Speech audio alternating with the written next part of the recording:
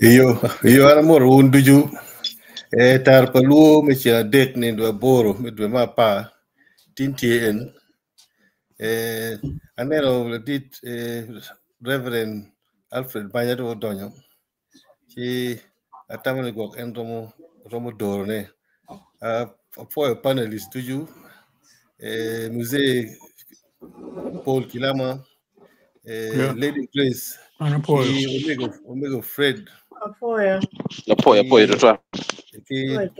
Dr. Reverend Alfred Banya. Doctor. Ultima bag aber ka gala. Ya donyo mo ento da tiebo to apoyo da jolo unwenga jolo panel members. Okay. Joyo apoyo da kwe jomatika nanwa kiluwinywa kit ma jui tia dek wa tie ki gena tar paluo me mi ukare me nyamulok ma pari kita jui wa timu kwede lok ba konyo wana choli wa ki jomo kane ma kwo kwedwa Uganda ki lobo ma papat weng ya kitu ngeyo kwede wa tie ki gena ki yup me lodge can independence celebration of the team independence by Uganda por diri biman lok watin bikeme ki an lok me lodge can eno idong lok ma wa tike kwere ni lok anywa ma wa tike kwere be pa lodge can bora chule tike ne be pa lodge bora chule tie kwene la penno mi ero bering gine kita ke nyura ni an Reverend Dr. Alfred Banya ke chimani ado gine ka chokene tin ultima be o le la dit Dr. Caesar tin petie kinwa Andrew Dorwa again lu member don kogo nyute ya kita donyo momote yes nyute nyute don be apoyo kit man yang kwede la dit ruột ngom kweo chwale wagine muoj yunyo film memoire ni megine me kwero Lord Ken mon wajane consolidating national unity abeda tamone keleba chol ki waje kon ni ko jingo Rebecca Chelo machalo loba chel mierbe kumeno ko jingo Rebecca Chelo chidong ma put pe wadonyo dok ilok ma miyo kare ki panel members megine ma miyo tamgi ka wat wiye kar ma Uganda no Lord Kenny mwaka liba chele miya bugwen ki pier bichel werio gen no tie Lord Ken bikelo ribe en kitu miyo muoch ma ke wache umia Robert film me celebration me mwaka ni tie kere ribe luka ki waro dano duju la bon poka me kaka bedi yo ma ki nano ni luak me Uganda weng ki tiu kwet ki yo ma rom ma poka pe atira ne be miero don lobo uben ma rom ni ka bedu gine ka bedu ma pat weng kani waribe wuno ka chelo Lord Ken no miero weka poka ubed pe kit ma lonyo me Uganda gine konyo kwede gine luak ento dong la peny matin ma geno ni panel members bi donyi ye Lord Ken no kitung bod wana choli Lord Ken ya no okelu je makumeno umier kongi nen kumberi wan we tie Uganda ma wabedu ma twero wa rom megine ka dogi Lord nyo kita mono waje kwe ni governance twero wa rom ye twero wa rom kum lonyo ma megwa twero wa rom kita gamente miero gwakwa kede kita ki waje ni protection pien in kai ka Lord Ken tie miero in ki gine ki gwak bedu ni kumbedo wano tie kigine bedo mai noni iromo bedo agonya iromo nongo yat lutino watika kwan iyo ma bejo enoni wengda weko panel members gine donyo gwok gi yaro ki bene kadong gina kumeno peke ngo ma waromo timone umier put wabedo unu ene gine Uganda cheli keje yo motie ma gwok kiromo gin kiromo yubo kita wabedo kwede Uganda joga na wajo pi federalism kita ke wajo kwede mano puru tie I loba chel antono olo no gina kimini wutwer mogo me timu jemi mogo kekenu enoni bana jema ma mier ki nen o mier ki chak lo ki eno jo kana wani o mier dong ki gina ki kato ko ki wek Uganda ko ki bed wano bed dong bedo wa pa ngeyo ka enoni twero time enoni a weko dong gina panel members koni bidonyi ye angeyo la dit Paul Kilama no tie ki duana kumeno matek ye la dit ruot mo kwebe tie ki loke mogo ma wajo ni tie gi mogo ma ki wajo ni ngolo kobi yo ati ma gwok romo konyo ko bedu ka chelo koni gwok en bilo ye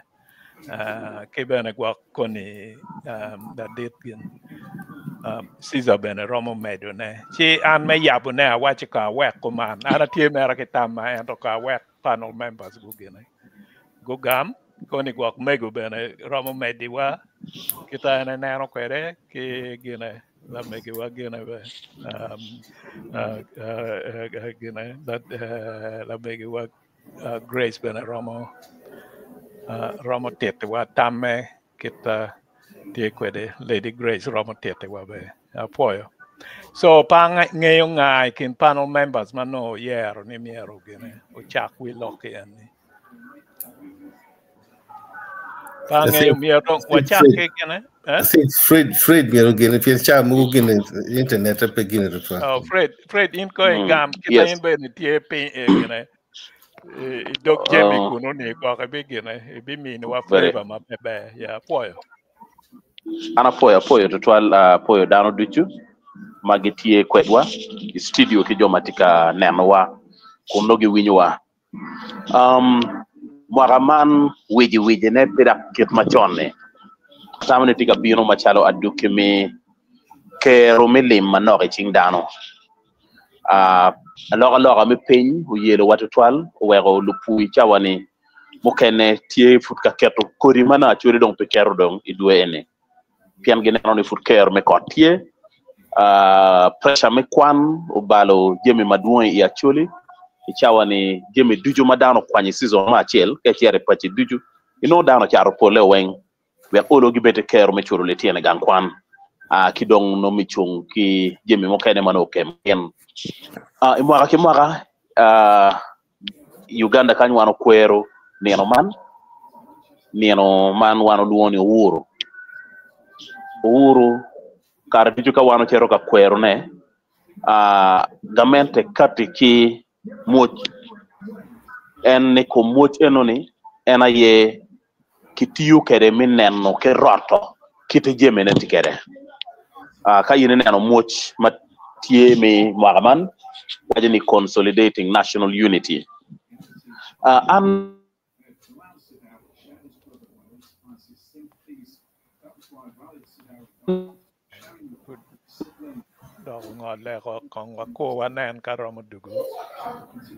mukare ma dano beru ka kelo lok maduong kun dun makilona refugee law project kamano anati ye wano bikata ki book mo magali bario ka para rio book enoni tiki title ki wajani the compendium of conflict in Uganda atamani man buga chel mamero wano wakwano uno the compendium of conflict in Uganda uberu book mawano timo the first phase uno wamero timo the revised phase and your phase 2 man neno kugo mapapat mutime but Uganda ko weng kelo an ka wacho nene Uganda machalo country achiel oworete kugo maduong lweny itia dwi lweny mapapat ma karomi achiel don wego Uganda bebedo country matia gonya tutwale ka obino ilok mikogo mapapat madano kele kom ka yini chiero kati chiero Kampala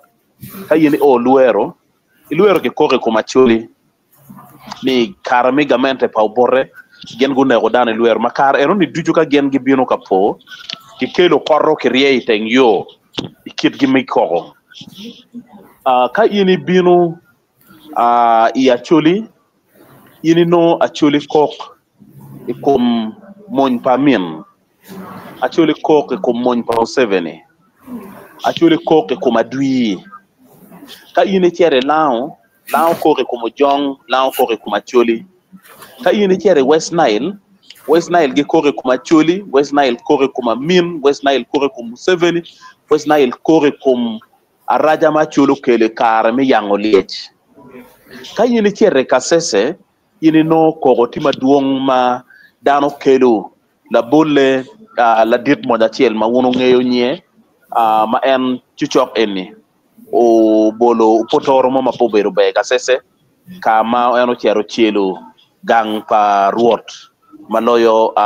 kaga bakunu mano kelo to maduong ruot eno ne kenano beri kar malach fut ki kwanyo ke duago fura duaga en tien lok eno ne ki ma pat ma wego ki chimi ye wang o wego nem chalo thime no bino ni kama wano o yeni kongdong ki roch bedo kiki ye ni ki beda chel yo mo kene ma anati neno kiti thime ni ki kelo kere en la din do dong tika neno neni eni chawa nen o ye tieno mi tela mamege ibi wego ngeye ni ning ka ene wego ngeye achuli mono gubi ye mi jolo nyankole gi kwokwe diati lo loga kono gubi ye mi jolo kaka mo kene gi kwokwe diati keje Uganda tika sitting on a time bomb makai nen mental loke chidugu gin marach meno beti kien lok ma anatamo ni ukelo pero ma ukelo lokum mojman ma en tamone kai nen ki discussing lo riero ne lo diro ne gen gibi choy papers ma papers enoni chamo kene konyo pien ka yini winyo lo tuyi wibiye mo kene winyo wayni joni don kore ka bene biro kan lwenyi kumbalalo achule wayni ka do ngai oba wakuro ni mo wongi ka do dong le tiano ge gam tich kwed gi yon pira ma kitika pire kede Uganda wego Lokman dugu gen ma pire tek tutwan donc wano cherro ka luto Lokman kono waluri level ma I think this is kama pol kare one when year inoni dul ma pejengi kum gamenta matiyo kedano gen gino Lokman mabe ukonyi kit miti ma meggi chamo kene pe taking seriously kawa cherro is school beru ki debate kama primary secondary gen gitimu debate ma meggi this time be tailored to theme and ma wanna be celebrating a year Independence Day madong lik loyo na Uganda ye theme wa leng mada ero kone ga yeni winyo lok maki choyo ni la dir logo be miyo iniano figuru lok ene donc chamo kene yelo dano but kawana wajani wanen from the sense of from the lens of nani anyimu beru tie mabe ci wanone theme man pierete kara ene dano tero machalo kara micham namu miel limodano edukachiel ento ichawani ka ini worri actually dano tero na yo mapat nino man kilo aloga ni ko mamegwa nino man konyo wa mipo ikum ko kiporo kiti ko tikere ni chak kare ma Uganda no lot ken ni o tien madong watika koi lo ken jemi netini ning ka kamaraju mano ki ngare iye ki kelu wek no ki lore iye matut wek ki bet ki kero me kela lora iye gin ma weko enibedak this time ti very special enemy wur tiga bino ikare madong kui ki jako chono na Uganda ma man benetikin jemi ma be kon mi informing lo kene ma lo chui wi bie gi bino ka kelo ne inyim lu bon kui onyo anyim anyole mi Uganda ma ka karne romo gen gi beru ki kero me mi ye o wego tim ele aran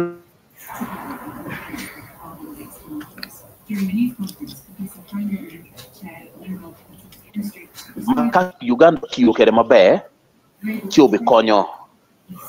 wano magali bari ka pawi ario wano bi choyo mo ma watiyo watero i parliament ma watamo ni policy ano ni kaki logo ye parliament ti be obed gin ma wano kwa ko duchu ma ki luone de transitional justice policy wano neno matut kun wa aki experience mi neno kuko ma papat matie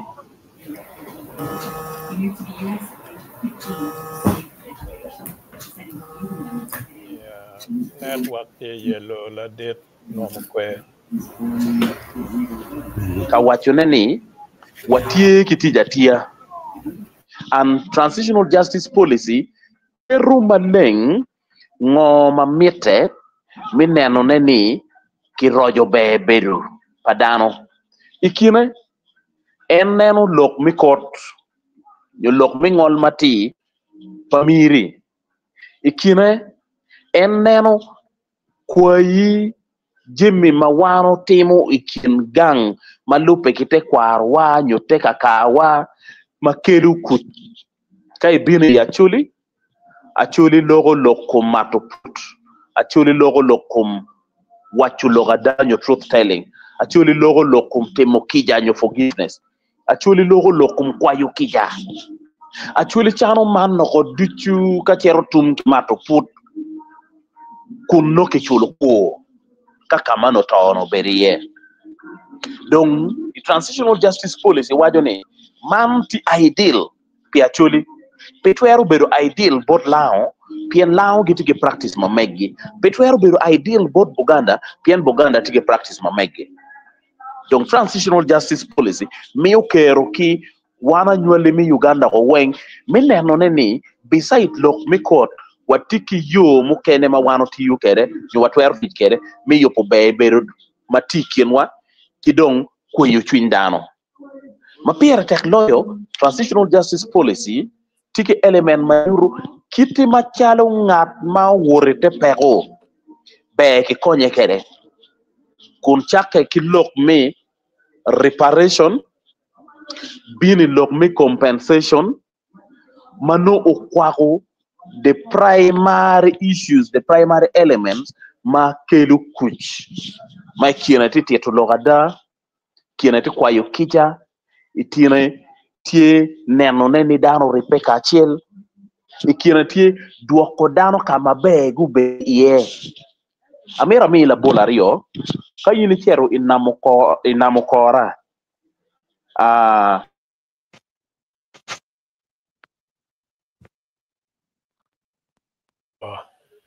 network ke ka yellow la det ba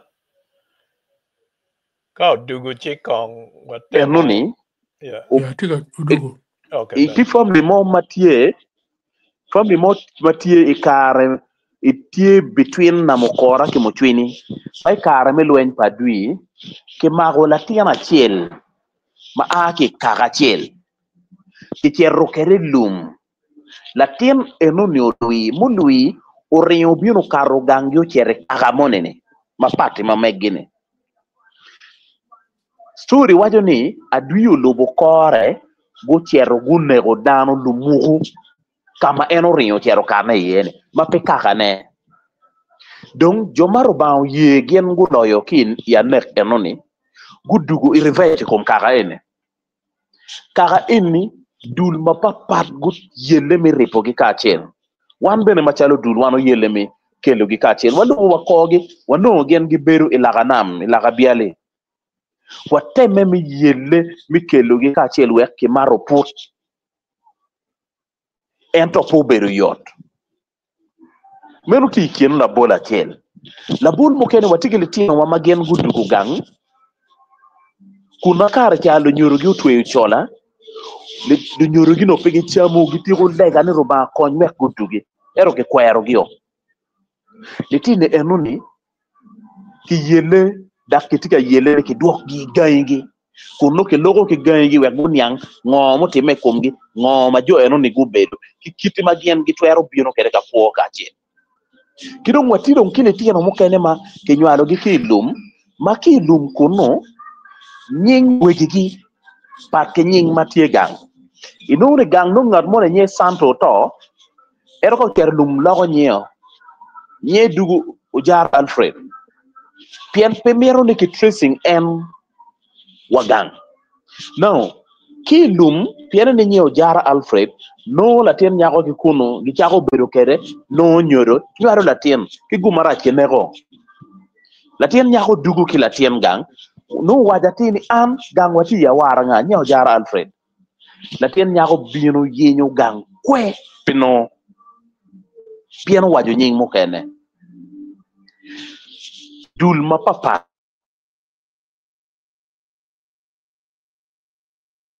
inge beru ilum bu beru ka konyo midwa koletiano enuni bot wegegi mokene ma wegegi no kama bojo jadwa isoroti ki konyo under program make wajo ni reuniting with the family the reunion program konyo meeting oletiano enuni terogi igany kama wegegi aki iye now transitional justice policy miyo kero mitimo meno transitional justice policy bene dugu piny kun wajo ni kiti machalo lok mone wajo ni kama liech ario tiga lwenye iye lum deno cha lweny mu bere kumalo mi Uganda ni owego kore marajo ikine bere kema kama dano bere ye kema ngom enuma ke lanyo kara me kema ni wigi ngom eno ni tie piki chulo gi watin awaru ti maduong madano no jomo kene ti watin ma pigu dok tiene gayengi jomo kene ti ma joma don to wengu dong le tiene chane pigi twero beru ke kero mi nongo ngom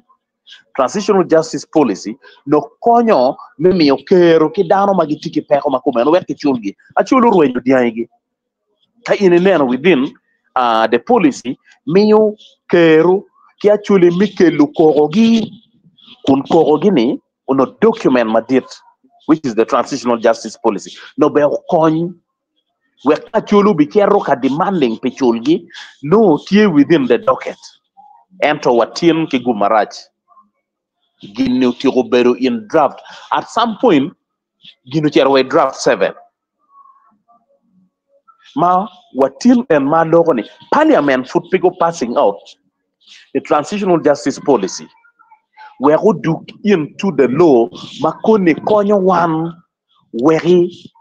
ka watiki koro money wachero wa yar koro enoni ati piano the document no chwa wa the kidmetich donc wego kwe mi wuro ne dugu kwe ma piere tek pien kelo elements maduong mabe wanen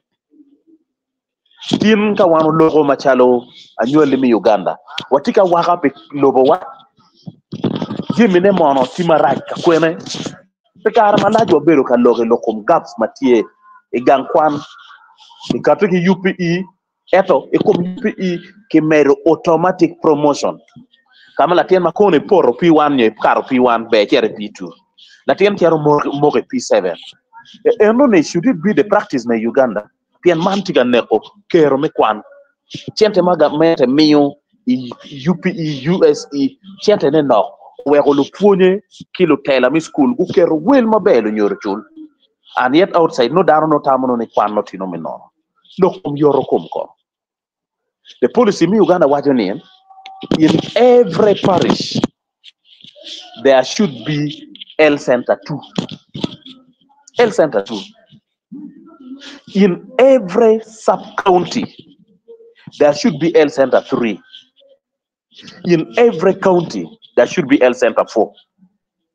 In every district, there should be the district hospital.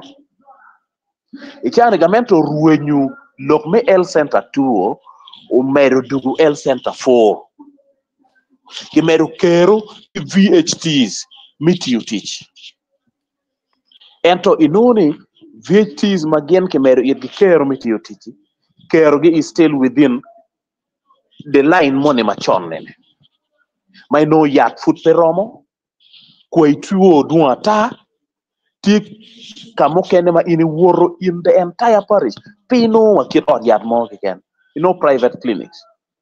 Chamokene in the entire sub-county, in Pino wa kid or yat more again. Tika time Uganda. No kadong one wa kweru independent, no be wanen progress, ma megwa ni progress, ma megwa mono, ilok mi yorokum dong tinini. The mortality rate madano tika toke de Uganda is alarming. Litieno mateno ke jo madon duchu. So mabene in pain yang watere. Tuo mabene in pain yang watere. Ero kade chero daktar wajone. Dano chero lady or yat.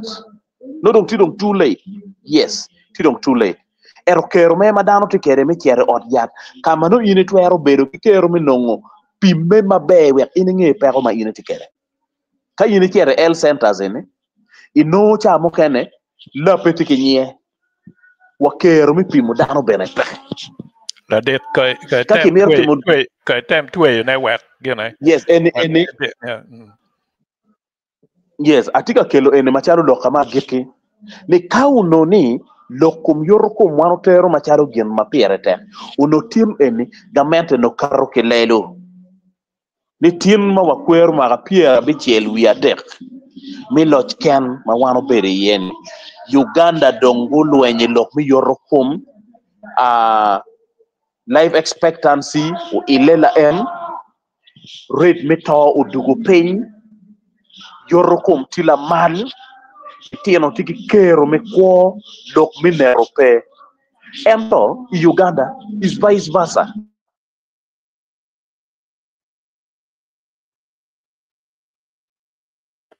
Yeah, onga ko dong ba eno dong tika tiak ko mege Panyangka no tiago. Do no tiago ke je atiago leo da. Atiago. Apoyo ara tiago. Apoyo adet road ngamo kwe itet wa loka beju. Atika ne gina eni gina etero mabeju madaye gina transitional justice system. Ni umier kong wan machala chuli wan ne kin wa gina wa nen yo me ribe ki me chango adega mogo matie ti ki chika chuli me neno ni ki rojo bedu be kinwa ka wa bedu be ka bedu be kinwa ki rojo chino watie ki gina ki kero me ribe ki lo Uganda mukane kido tero kita kumbedi jemi mogo petika tich mabe chalo je me kwan ke jemi me gina me ot yat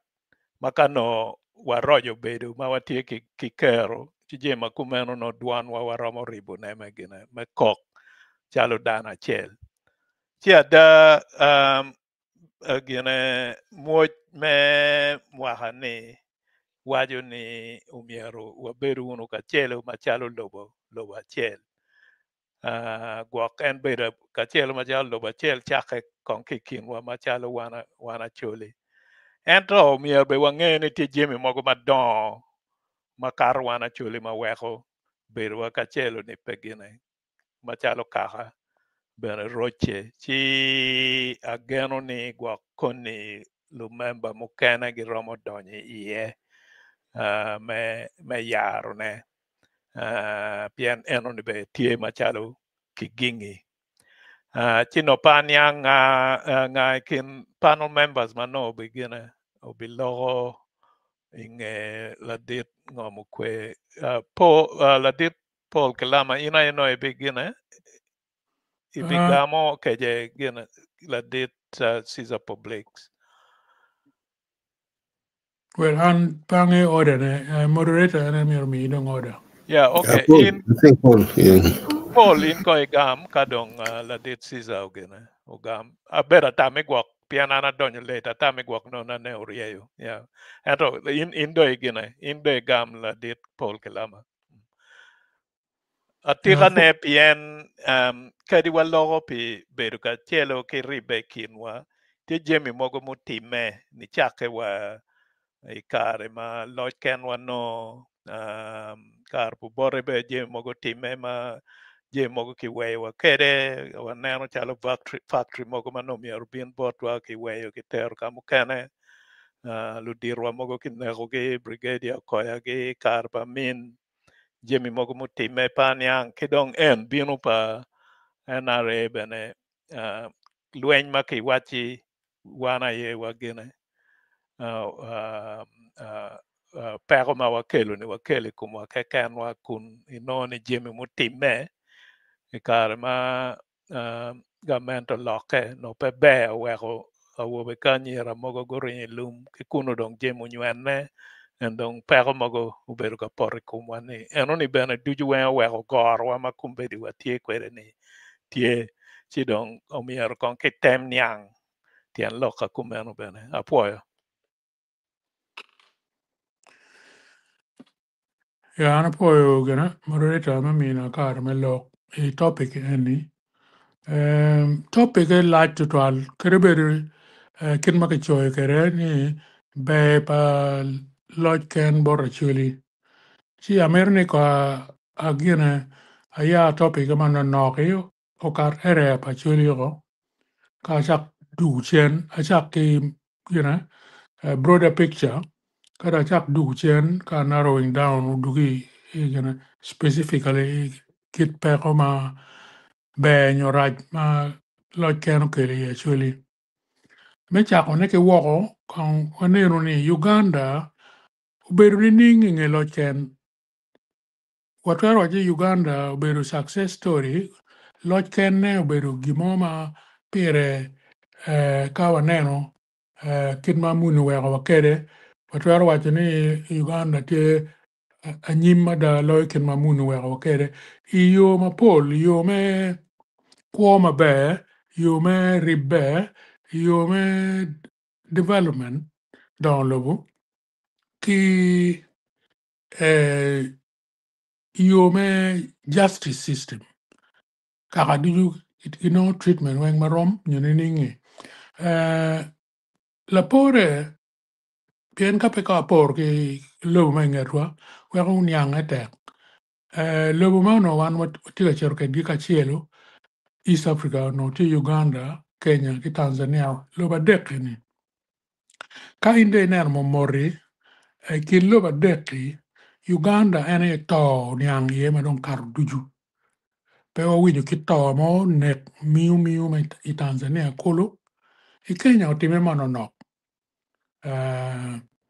mo pe to airport ne ki me Uganda Kenya bene ko bedo ki pe ko ki mo me gene me kaka ento me Kenya ni pe chiro rubu dano wa kin gang ker dano ki kin gang pe one tie gik mere ki ludir mogo ma nyingi winye ma ni winye ni ludir mo nyongo lare i kin ma ko mane lok me politics and pe me chiro ka rok dano kaka moni o ki bere kin gang uprooting yen ki kin gang o kit mutime Uganda ni pe tie Kenya Tanzania kolo jema kuma pe winye lok me kaka bene ti pe winyi Tanzania alo ber kilo Tanzania ma pol pe winyi lok me kaka ti ka in por lo ba dek in mano ki together ma wal lo ken Uganda to the worst of nek me Uganda u kar ka kare bet pange u Commonwealth country mo i Africa ma dok nek ma rojo ti me ma lo Uganda enano si aneno yi lo ken me Uganda kai por ki lobo ma ingerwa lo ken me Uganda to the worst lo duju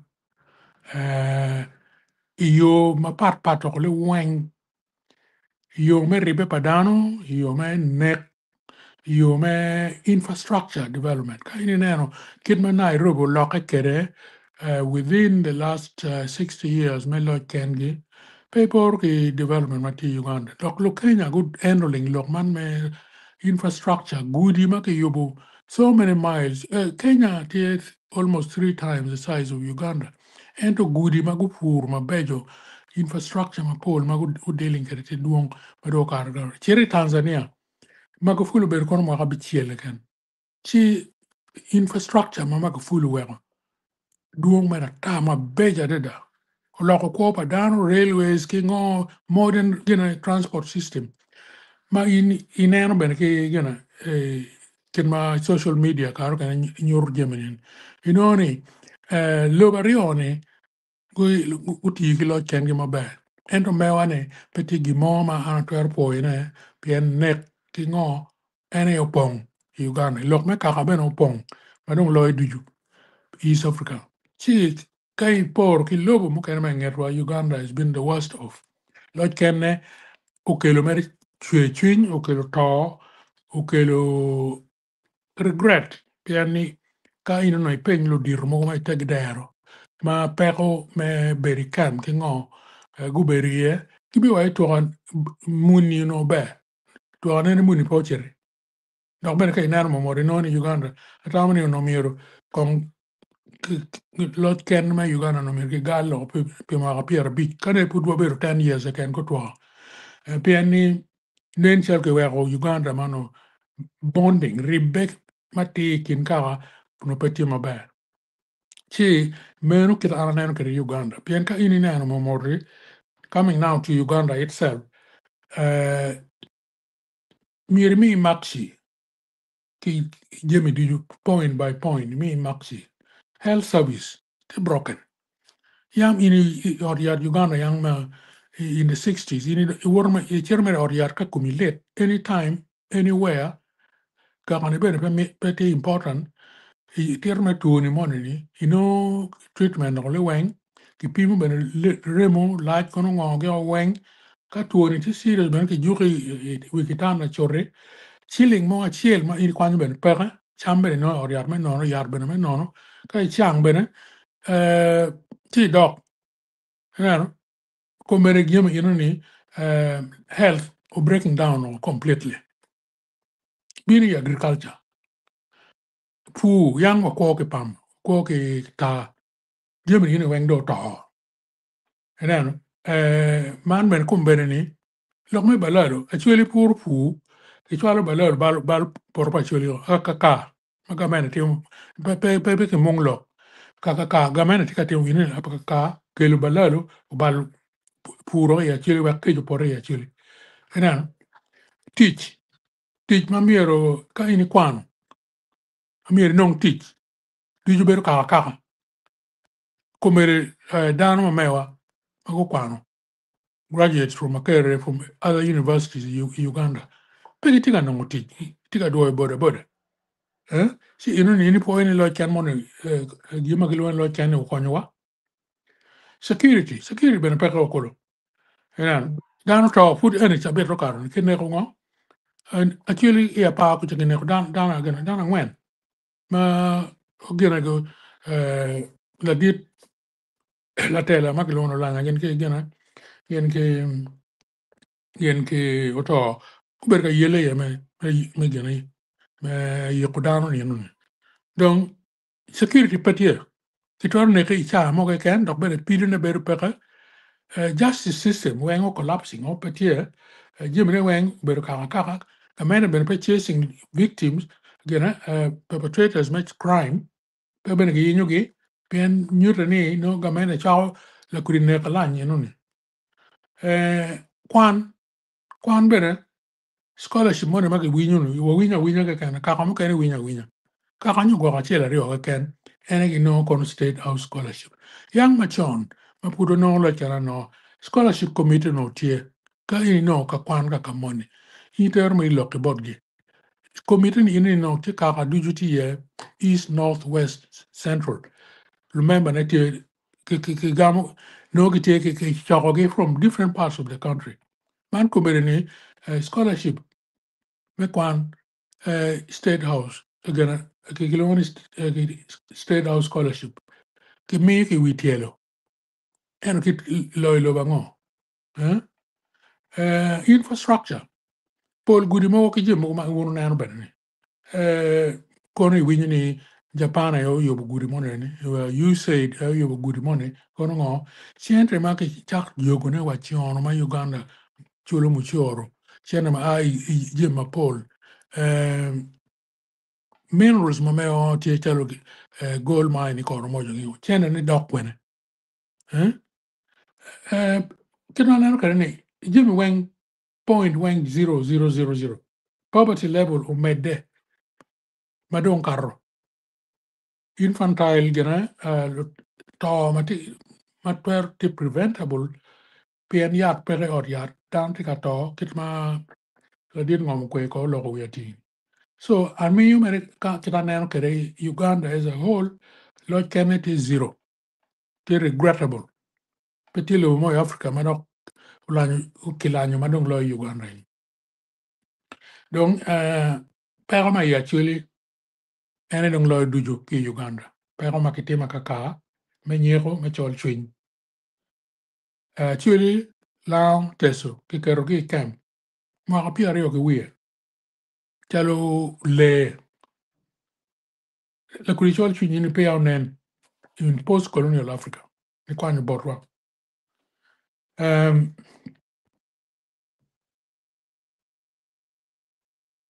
lokman me mayu ngom padang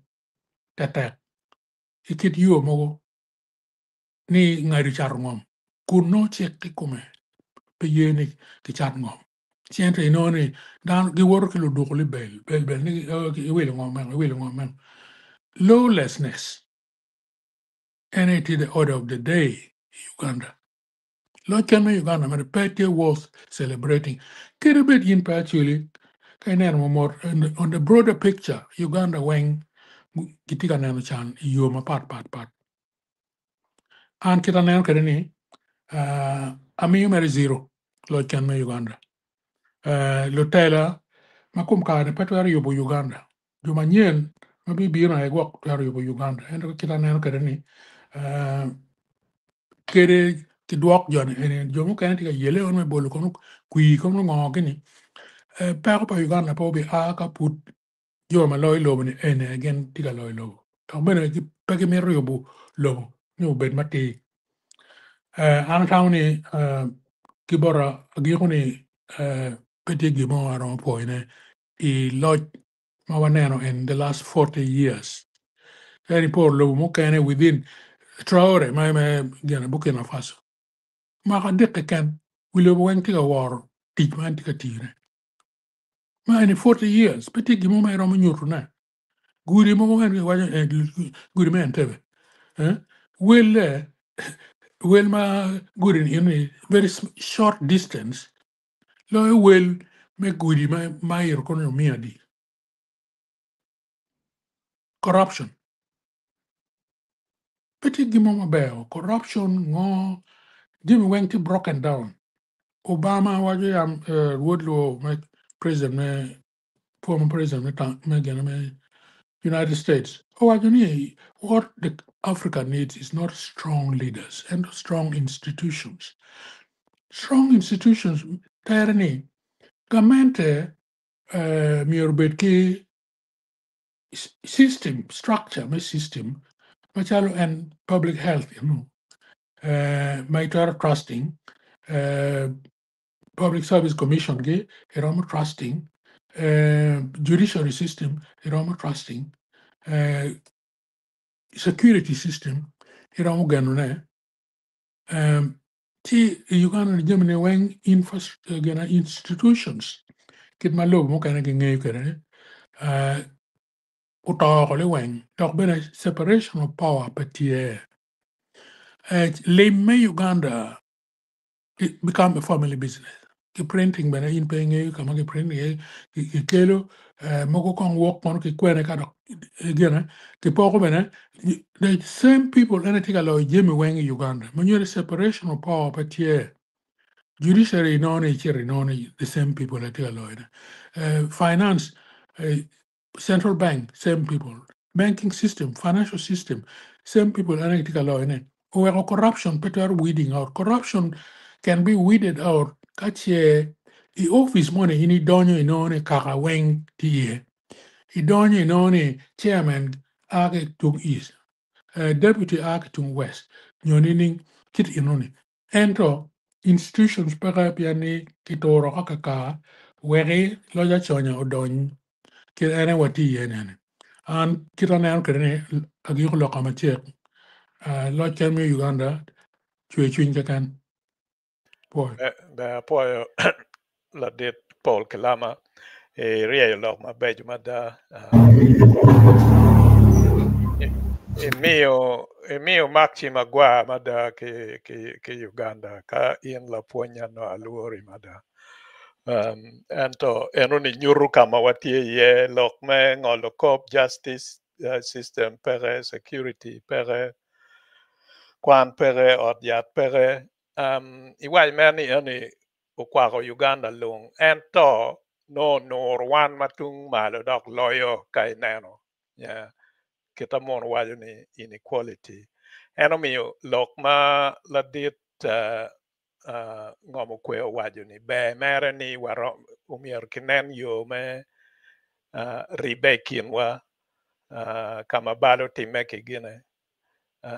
ki nen kit me yubune ento jemi madit manor wae jemi mano tie makwaro Uganda weng ma wego kadini watem you be kinwa enoni du weng put biterwa gene biterwa chen kidong en ni jo kane waju ni maput pa ya mi bot la dit siza gwa kone an bilo ye jo kane gi waju ni ada umier wat neno kit me yubu kita acholi romono kwede moj loj ken mano watie i Uganda jo kene waju ni umiero wano gine ho wa poke ho unyoka pe poke chalo lobo mapat wanen ni olo wano twer mogo mebedu ki logicum mola ki jem mogo matie botwa logicum ngomwa kita waromo tich kwede ki ngomwa miero twer ni eno bedi chingwa ubedi ching ludirwa kari nyo watie part of Uganda nyoko jem mogo tetino ma luke ki kwa ma beju umiero wabedu ki twer ye kani wabedu ki gine ki jemi mano wano tie ki wano kony ki ye kako chi umiero olo ki wek wabedo ko gine wabedo kenwa chipa nyang la dit siza publics gwak no ini tie ki tam ikum loka kumano pa ngayo ka itete wa kitumbori apoya Ana fo total Reverend Dr. Alfred Banya. Ana miro wajane ni loj ken dano chwingo beru yomiye total. Kita gi beru ka kwero kere loj ken ikar ma fogi no loja gibod British. Dano chwingo beru yom total. Ono enno wachi chen wuru ni chengmo no dano me war ma da karika beru ni blok me cham gi namo gi ngo schools do you know to involve ye I kamo ken wa char ku jano da tie ye no dano war to twal dek dok British bene kayini ne chal mano gi miyo kere flag kiro ke loko kere flag kiro queen go duke go bino kere then chalo it was really a genuine handover 1962 1963, 1964, Gogbin was 1965. Ugandans no go nyang to twali lodong teaching wa. Lodong teaching when the penny dong tie ni ichingagi era kamarung jemu uchi nyene yerung enen. Dan no nene charo kar now dan nene charo juma papat. Odo in 1966 kenyu crisis mo badong lumunchiro yako kere Pakabaka. I think the idea of independence in Lord Ken or Kenwani or Dogima part or 12 or Dogima part. Ma Odungi 1971 Gidong Amindo Bino Baradong. Ma Dano Chanto 12 Kita Muse Pol Kilama who Guinea. So one what questioning ourselves the independence is more be actually meaning because of perama one of carry from which in 1966 crisis can you amino bino guinea itung botwa actually obermedo chalo nyiro ken kumkara obedo nyiro ken kumkara actually chero donyi munji kitano British or wachi recruiting dano naturally with ability ni kada actually doing civil service wo joni go lo wato twal let me joni go lo wato twal is the core of where independence botwa te lung to wato twal look at my wachi joni lo wato twal ngagi Ugandans nga gin en yo donyi wilo loka o donyi wi ka mo ken di bir chala chule yo no o bal de twal ikar chane but ka ini nero bene achula di magi toyogi balen ni magi terogi lo zira ne ko balogi mo ngato bene pe and generally mera chula right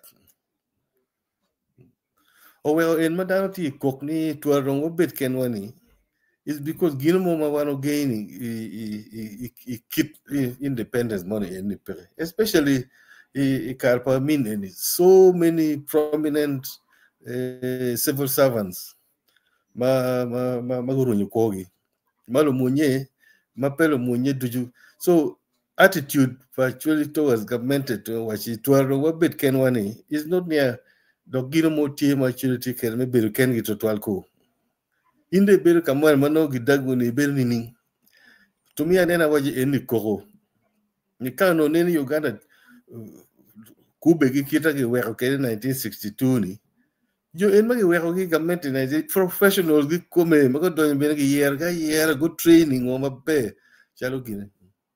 amiro bola rio chao ne dong no amiro bola rio ni kadwa la dit nyerere okwana makere. That was the beauty of independence kiro no chakekere. Uganda tima be but tekedong 1966 crisis bino 1971 no balo 1986 dong utugito actually completely look any journey go lo wadong they've ruled us enough she don't know me we lo ne kenwa lo ken no mir bedong ni una chulu lo ne kenu ulo watu twal but be ndo ke en jumon magi degini ngom gi kombe do lucrative business da jomu ini degini do in mar be do bot gi aye ngom gi so the irony me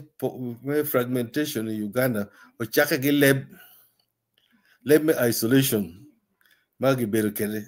and I still remember very well look in my in been lochi to wachi these people have ruled us enough ngagi and these people ngagi Ugandans you pay Ugandans. Owe gonyo attitude enoni iwi litino mate tino ka dogo ma ke di lum ka wa joino lo watu to e kwanyo gine wi ni odo kumbe mo apia big odo mo apia ngwen ngato donye lo no politika dogo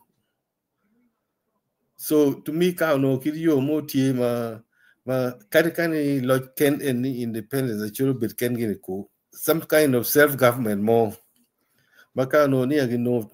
tamgi bolo loga bot kakemo kene me Uganda ni ginen kong dok alternative me self government mo wek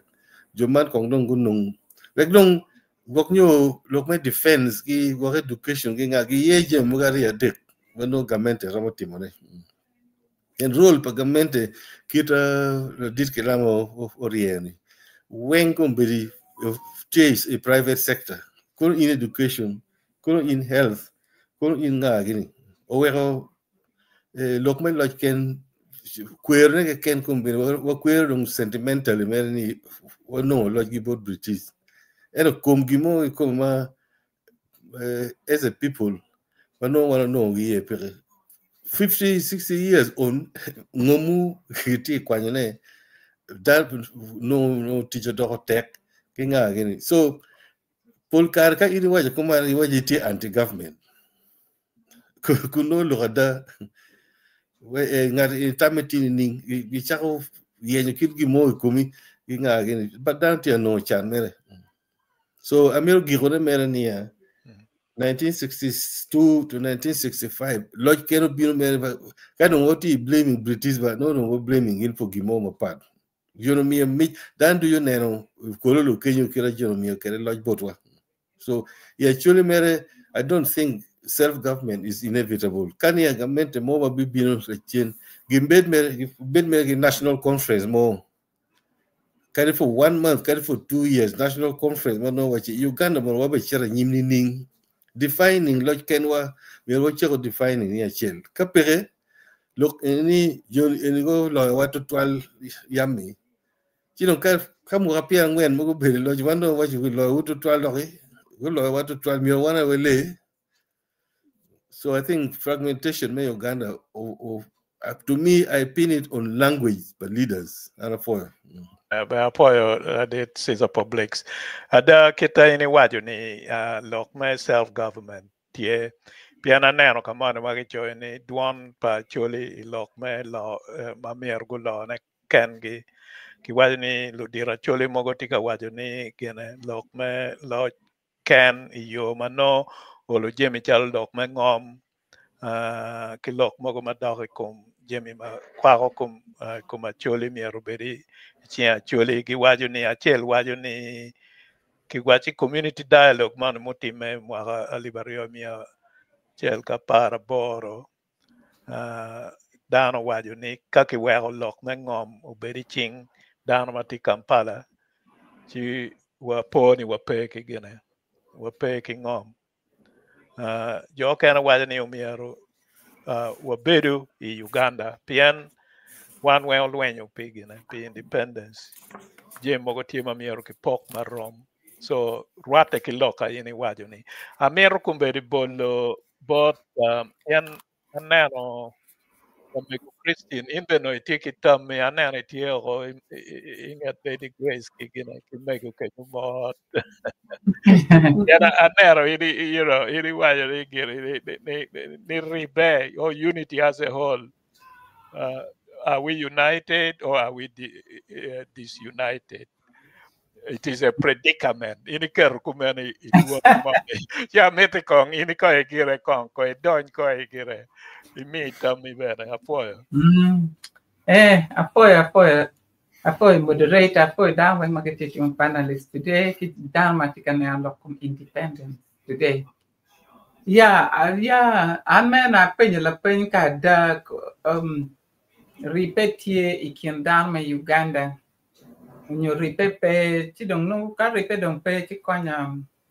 independence dong da pe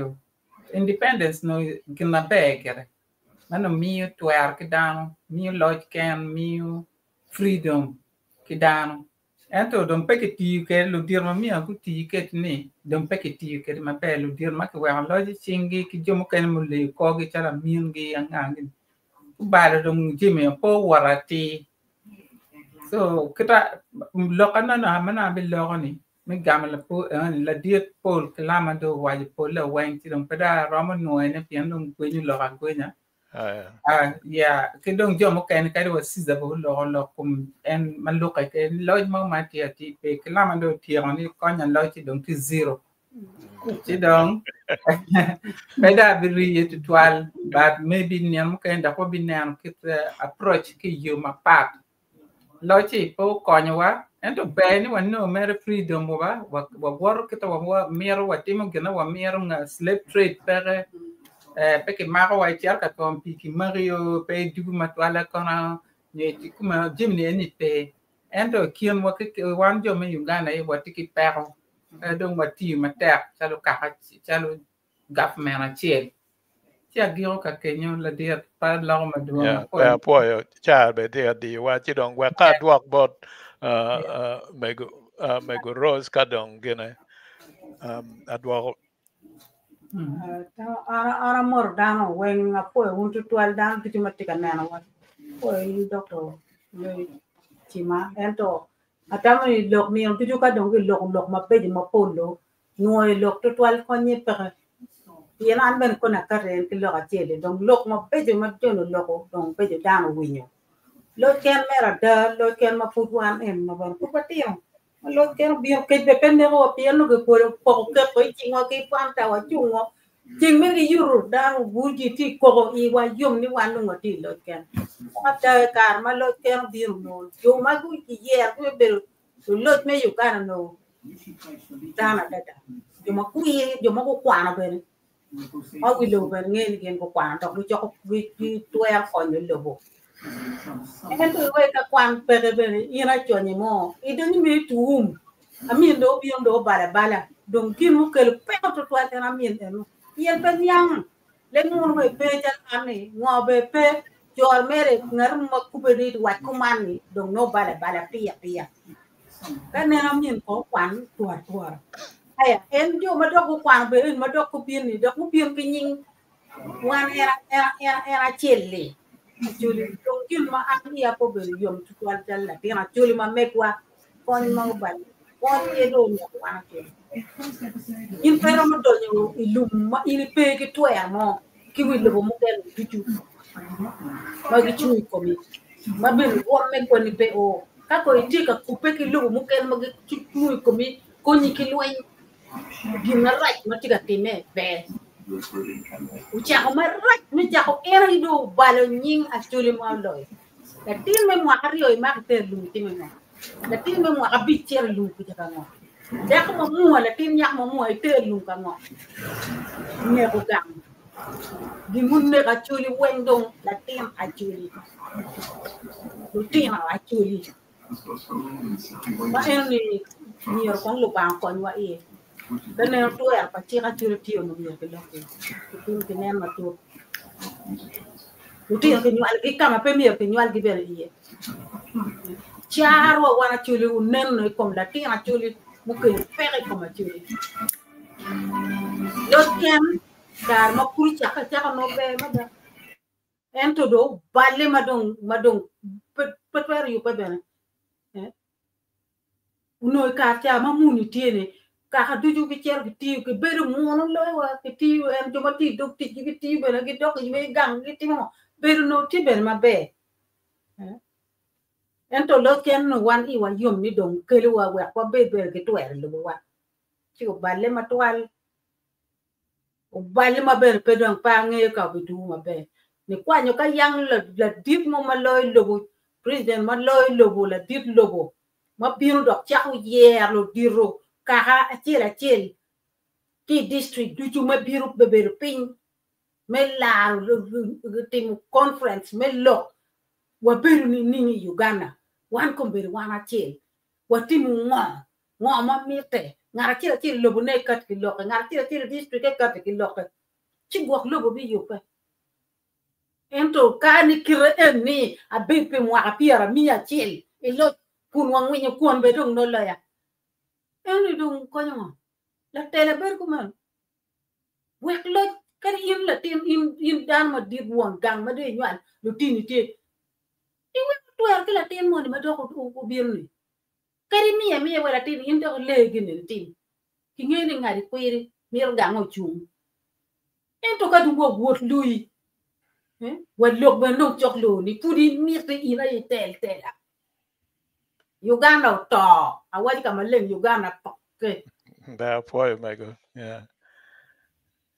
Apoio me utame. Yeah.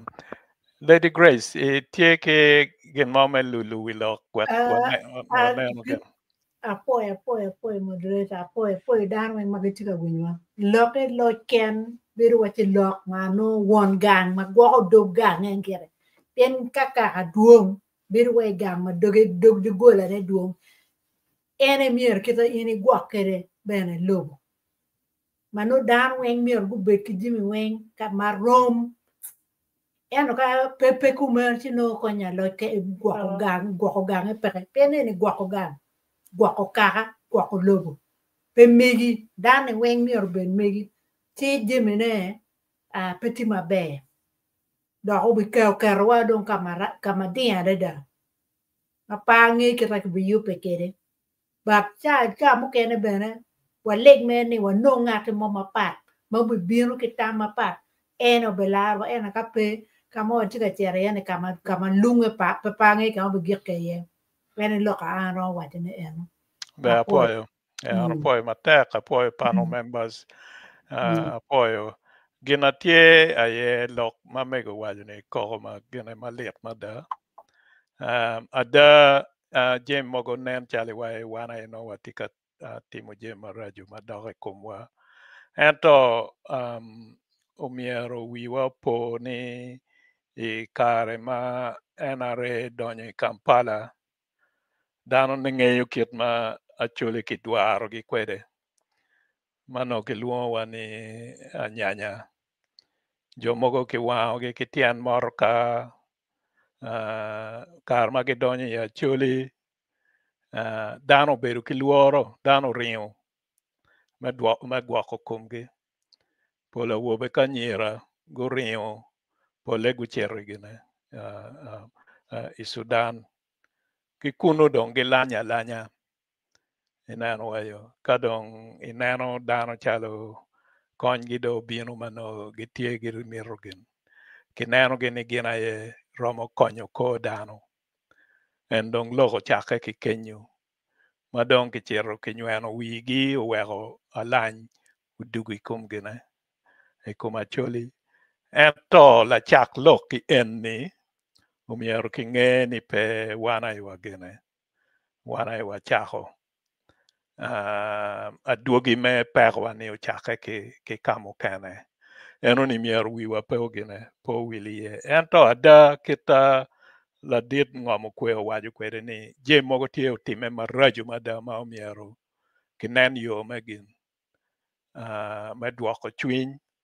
eno miyo eno kelo lok me transitional justice system lok me mato put ki neno ni jemi mogo magwako time maraju kinwa machalo wana chuli ni kigine ki yub wek olo waribe waneno jemi ma raju matika kemu wama ake waho umiero wanen ni pero ni eni weng ki kela ikumwa unyweno wiwa uweko watie kama watie yeni chiana poe mada gen ni topic eni gwakwa bimede kwede pien lok me ada kadong wan machala chuli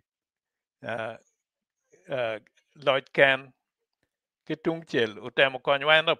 pe okonyo wa yo mati wan dong ikine kar ni waromo timo ngo me neno ni wagine wanong olo moje mo kitung chel ento bene machala chuli machalo kaka umier bene wabedo kikero me neno jemi madok tung botwa udugu tung botwa pe walogo kum lonyo matie tengom makumbe digitika tich kwede ma pe watie kitwer ye no mier kong wabet olo kigina ko kidwan mo ye wego dwak kony mo tung botwa ko gwak nyo wabibedo kipat tu megin me loki eni dong koni wa wego bot panel ka wabititi wu I anyim gwak chabeta bino gwak wa romo mede kwede pa ngeyo ento kumbedi kong waneno gwak tie choj mogo magina ba tam mogo ma lu winywa kelo nenwa go kate kwede Lady Grace ka gina unless gwak ngare mo tie ki loko kene kong waneno dong gina tam pa dano ka tie mago choyo Okay, sabi kerne ka ngare mo na mo kwana ki kenya. Wakwa. Okay. Afoe un dustu lutela wa iwiyamo. Penalist ma uno utiu kwe gini peke dong do. Nenja kitika penye pijomo kene mano tiju mao kumgi kubeti. Pecha mo kene gi pegiramo donyo. Ento gibi tibu le kama la chem. Pangi kangal mo ramo gamu la game oni. Igama bedo mabe. Yeah, no tiju mao kumgi luom. Government pay kelo teach but actually dong lotela gi loki dog gi ento gi loki dog gi ento action peke ngayo ngom actually but ro ngayo ngom actually but rock kun ngom ena ye ko pa chuli ngayo ni ena dong meron leba chuli matek mada manen chalo tika wajne ni mio ngom pa chuli wa dong lu ro bino dong ku dani ngom pa chuli ento kun ngom pa chuli ngom matira tek me pieto lu tero kitan me ya chuli ini lu odwa lu mo dwa da waje bena ni culture wa pa chuli la pone musicians wa pegi value tutual example lotela wa pe maro musicians wa ento Buganda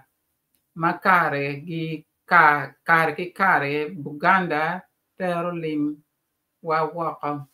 ne chalo odwa keto atika yang lokani ti tema wa ni wan po actually pegi waro luwe mamekini ente por ke lok pa lulok ni lulok gi war luwe gini tamani kani ane agam ngatu kene romo gamane dak mapat ane ki miel madam ki mielo gulu kenyu YouTube kwene jo actually mar we gi matek madam any way pa luwe on apoka ne pa ne ka tie kin ke lulok gi war kono katie chikiro tinde kelo lok bi donyo bi over lutela chiki bi gamo ne poi ba lo mo doa mkena fe and lo mo doa mete kilok kun wajni religion wa me pakorwot la church gibino kilep gi kero art parwot ingom manono kun la rock aye ma tuchu jiri lepki kun translating pekonyo en tika waya tam ticket luti ginul odwa tika waya ka amu kene gubion gudonyi ti ya chuli magitika tuchu jiri ya chuli kun pegi no ginge leba chuli ken me tuchu jiri te lokani down petika nyang jiri eni mian kong lutela kong gunen ni anga ma bion ka tutu jiri enoni chalo lo mukene chalo Rwanda ka te wachi ka pe kwan vuk jiri me pe ki degree ne chal theology pe pon lo kum bible ke down chinen chal lok pa odwa ti ka rwata ki lok ma kumen mian kong lutela gunen ati anga ma bion ka don lubuni ka ponyo jiri ki le mabe penoti kanian foi doa me kiro lokman udwa dong tiende udwa wa foi pa ma chien me bedo ke topic ama like ni choy maduong manyor ni ini bedo from the beginning of the show to the end e lokum socially one actually wa mar down matek tutual makar percent ni chien ento joma wa maru gini bien ye mieto actually obey peke tika tem wani wana actually wa mar down ento joma wa maru gini ene lumone wa yeah fa winyo loko dwa dari mete kun ki wani yindare itamo ni actually peke poko be work weko building up actually better yacht through la tela mabe me corruption futi ga waya poka do atika lo kuma poka mati kana actually en wer down o kadangar man way kuitina futi yo bol tie jomu kane magikelo lo me corruption no futi o fo etami do metiki wa ne new country for northern Uganda nenja tika gamlo poni mangar manana wa ni countware no mi obed intergovernment madam kamoni jala chuli gubet ki mini government ki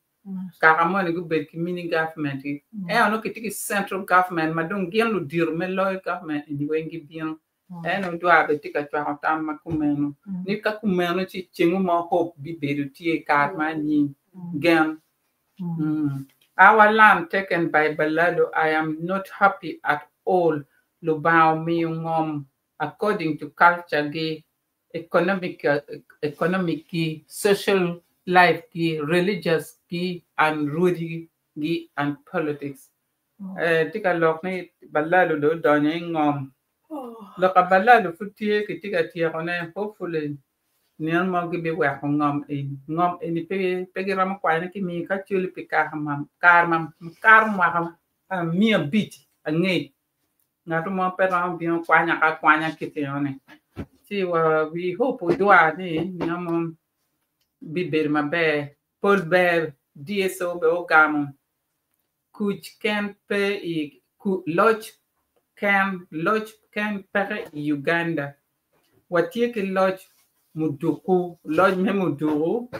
bede ikam ayedong o chudu achole entika wai betika agreeing ki Paul la dir Paul ni lodge pe Uganda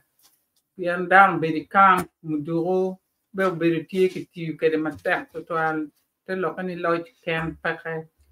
o Paul be mete ki watch nani metieto anyim way forward waneno lokum tela me te kwaro waneno lokum waneno lokum tela me te kwaro me wibie ki me dini